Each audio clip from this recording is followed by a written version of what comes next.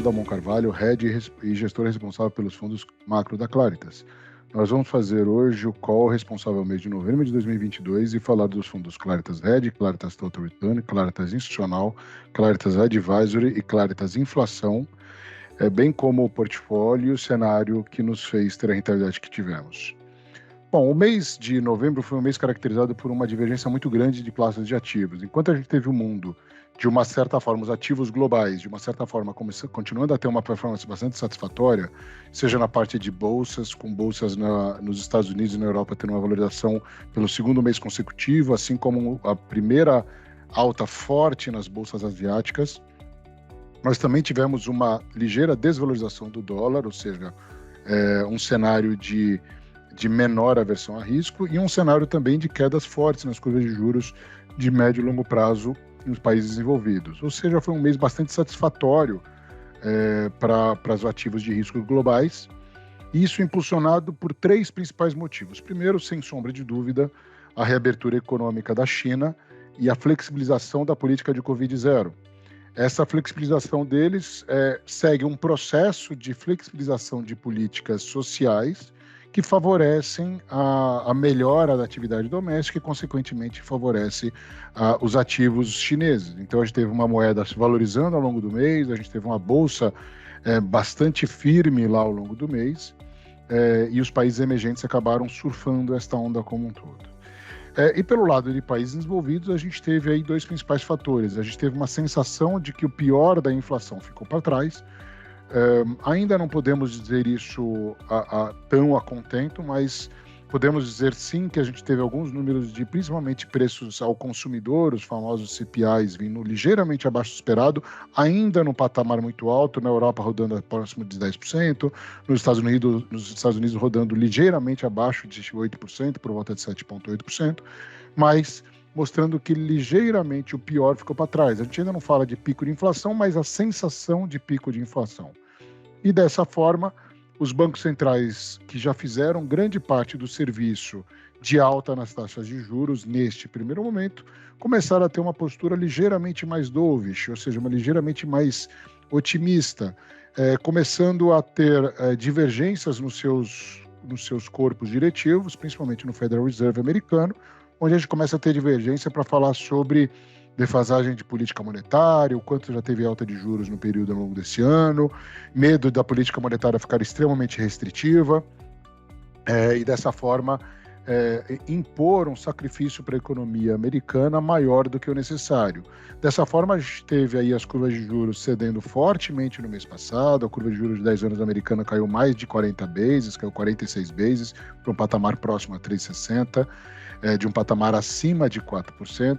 Tivemos aí a moeda americana tendo uma desvalorização importante e tivemos novamente uma valorização da Bolsa Americana, algo por volta de 5% no S&P. Nossa visão em relação a isso é que a gente ainda tem uma sensação de cautela, a gente ainda acha que a inflação sim vai continuar a permanecer alta, incomodar os bancos centrais, e a gente ainda acha que as taxas terminais de juros no mundo devem ser ligeiramente mais altas. Hoje, nos Estados Unidos, rodam por volta de 5%, a gente acredita que essa taxa de juros deve continuar a permanecer alta por um bom tempo. Isso ainda impõe uma certa restrição às mais valorizações dos ativos de risco, então a gente continua com uma visão de bolsas globais ainda não sendo tão favoráveis no sentido de bolsas de países desenvolvidos. Essa visão a gente tem mantido ao longo do último trimestre. Temos sofrido um pouco disso, a gente ajustou as nossas posições, mas sofremos uma performance negativa em relação a isso nos nossos books aqui de equities.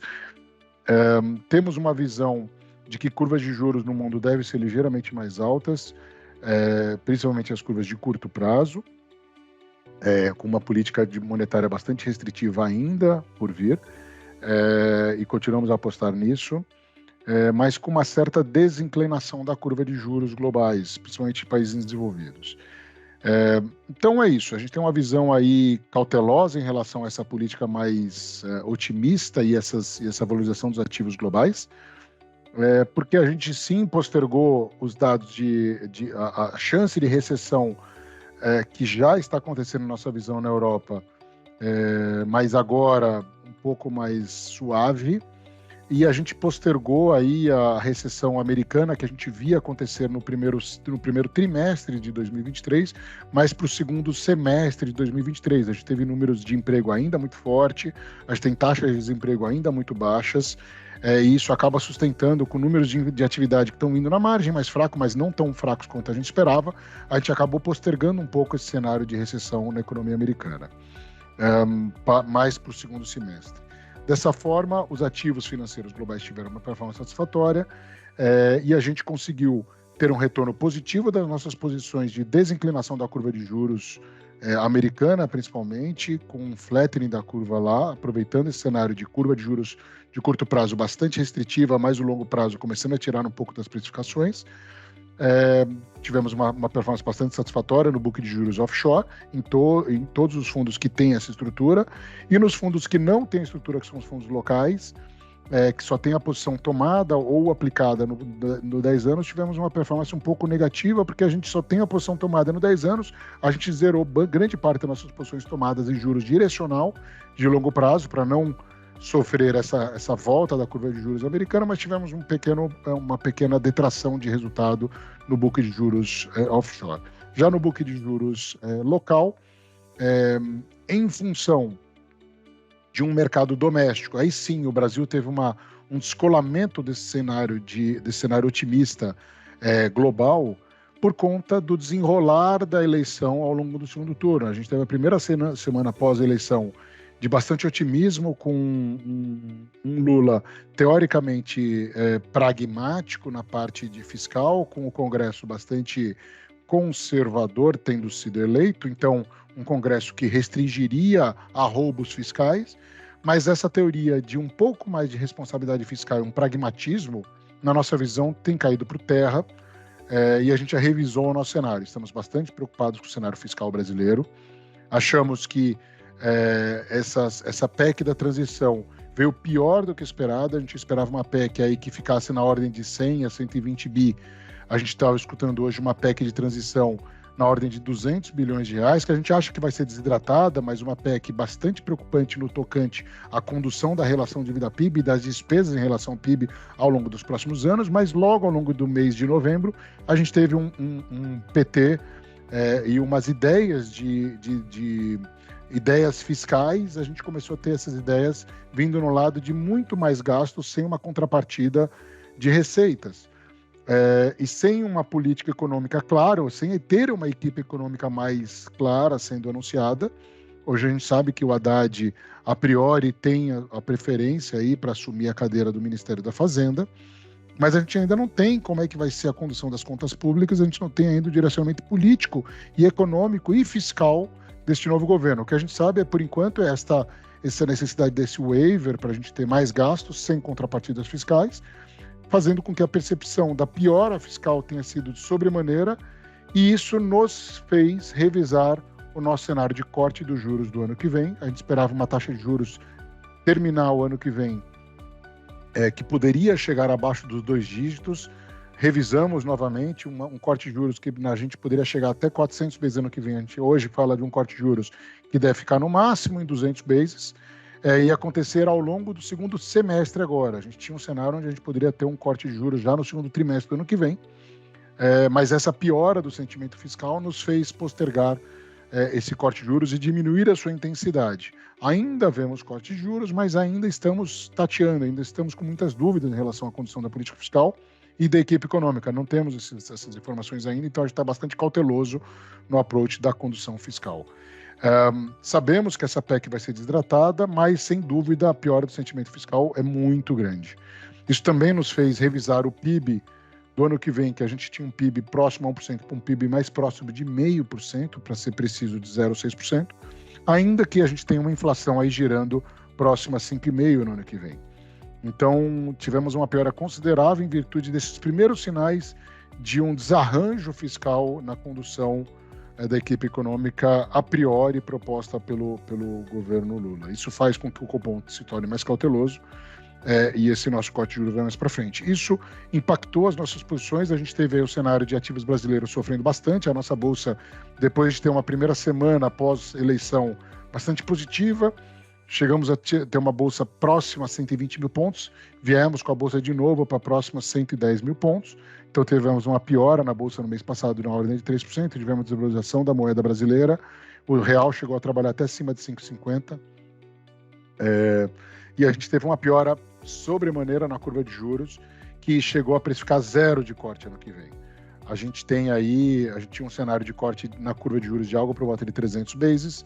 Agora a gente tem uma curva de juros que já contempla até 0 de corte ao longo do ano que vem e os cortes mais ao longo do ano de 2024. É uma piora bastante considerável e a gente teve um prejuízo no nosso book de juros local.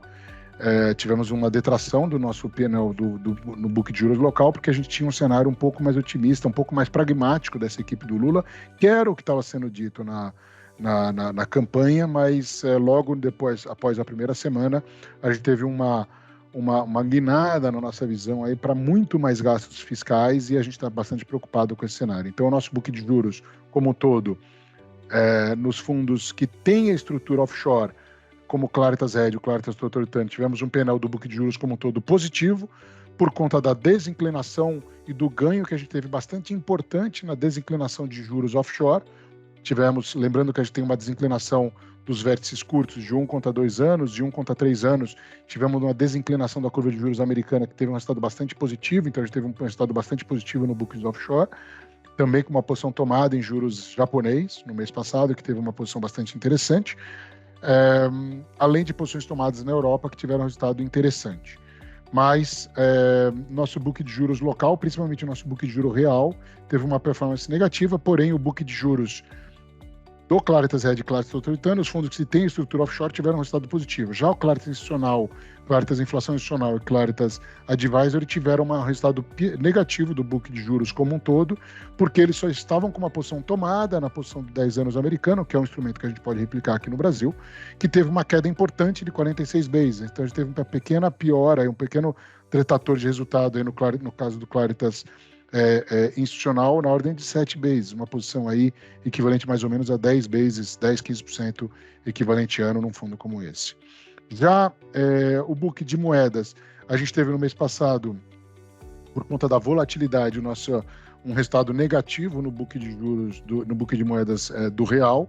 A gente teve aqui, a gente tem algumas estruturas com opção aí para o final desse mês, que eram ligeiramente otimistas, com dólar abaixo de R$5 para final de janeiro, com um fluxo positivo em virtude desse cenário mais otimista de China, que a gente tem acertado o cenário offshore, mas o nosso detrator doméstico, por conta da política fiscal adotada por esse novo governo, o Brasil descolou completamente dos ativos globais, então a gente teve uma piora do consequentemente a nossa moeda não teve a valorização que a gente esperava que pudesse ter com o governo Lula assumindo, e tivemos um pequeno prejuízo na posição de real, comprado em opções de valorização do real nesse mês. Então, o nosso book de moedas foi um book negativo no mês passado, principalmente por conta do book de real. Já na parte de bolsas, a gente teve um resultado negativo também, por conta da nossa posição ligeiramente vendida. A gente zerou a nossa posição vendida em bolsas globais logo no começo do mês, não sofremos todo esse movimento de valorização de bolsas globais, mas tivemos um pequeno prejuízo na posição de bolsa global em todos os fundos, mas zeramos, voltamos a ficar vendidos agora em bolsa global novamente, depois dessa forte valorização que a gente teve na bolsa americana, principalmente na bolsa americana e na bolsa europeia. Voltamos a assumir uma posição mais cautelosa em relação a bolsas globais.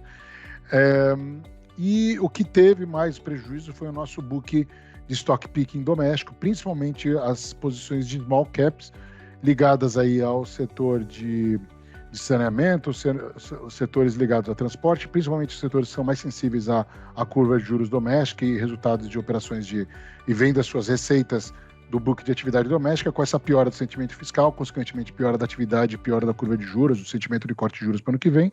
Tivemos uma retirada de prêmio das posições de small cap muito grande na nossa Bolsa Brasileira. Tiveram ações que caíram até 30% no mês passado, e a gente tem uma carteira bastante pulverizada e defendida em bolsa aqui no mercado doméstico, mas mesmo assim a nossa posição net de bolsa foi ligeiramente negativa.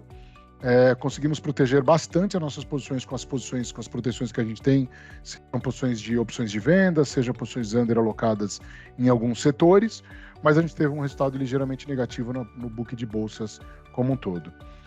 Assim como o nosso fundo quantitativo long and short teve um resultado ligeiramente 0-0, no caso do Claritas Total Return, e no caso do nosso fundo long and short fundamentalista, assim como nossa posição local de bolsa, que tem uma exposição maior aos papéis domésticos, aqui também teve um pequeno prejuízo, tirando mais ou menos 20 bases na rentabilidade do Claritas Total Return. Então, o nosso book de bolsa do Claritas Total Return teve um resultado bastante negativo no mês passado, fazendo com que o fundo tivesse uma performance mais negativa. E por último, o nosso book de commodities, a gente continuou com uma visão comprada em petróleo, globalmente falando, que teve um resultado ligeiramente negativo no mês passado, e a gente continua com essa visão para frente. O que a gente espera daqui para frente?